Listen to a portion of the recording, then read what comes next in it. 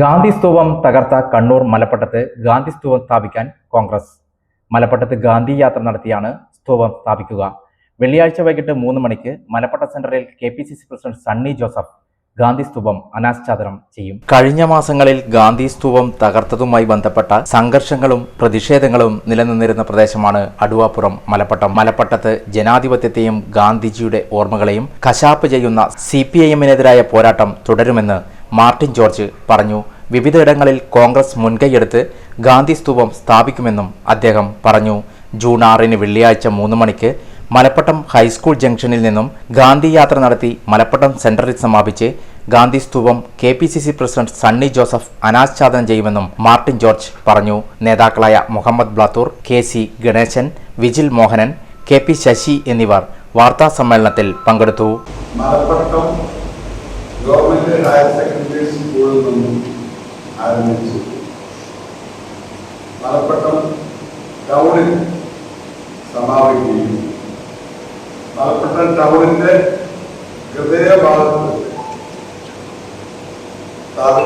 ഗാന്ധി പ്രതിമ സ്ഥാപിക്കുക എന്നുള്ളതാണ് ഞങ്ങളുടെ ഉദ്ദേശം. കാരണം KPCC നേതാക്കന്മാരും അതുപോലെ തന്നെ മറ്റ് എല്ലാവരും കോൺഗ്രസിന്റെ ഓരോരോ നേതാക്കന്മാരുടെയും ഏറ്റവും വലിയ ആഗ്രഹമാണ് ഗാന്ധി പ്രതിമ സ്ഥാപിക്കുവാനുള്ളത്.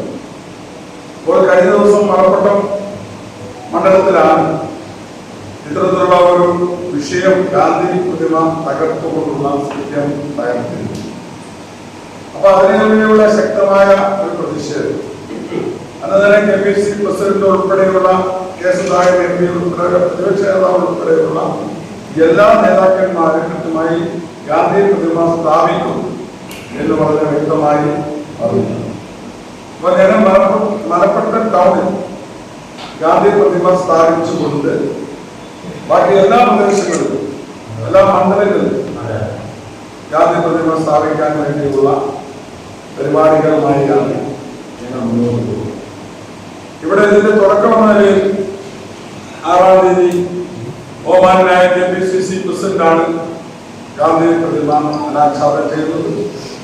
അദ്ദേഹത്തോടൊപ്പം അദ്ദേഹത്തിന്റെ PC വിഷ്ണുനാഥ്, അതുപോലെ തന്നെ വർക്കിംഗ് കമ്മിറ്റി മെമ്പർ വർക്കിംഗ് പ്രസിഡന്റുമാരായിട്ടുള്ള PC Vishnunath, working president Shri Shafi Parambil MP, youth കോൺഗ്രസിന്റെ സംസ്ഥാന പ്രസിഡന്റ് രാഹുൽ മാമ്പൂട്ടം ഉൾപ്പെടെയുള്ള മറ്റ് മുതിർന്ന നേതാക്കന്മാർ ഉൾപ്പെടെയുള്ളവർ ആ ചടങ്ങിൽ അവരുടെ സാന്നിധ്യവും ഉണ്ടാവും എന്നുള്ളതാണ് അറിയിക്കാൻ.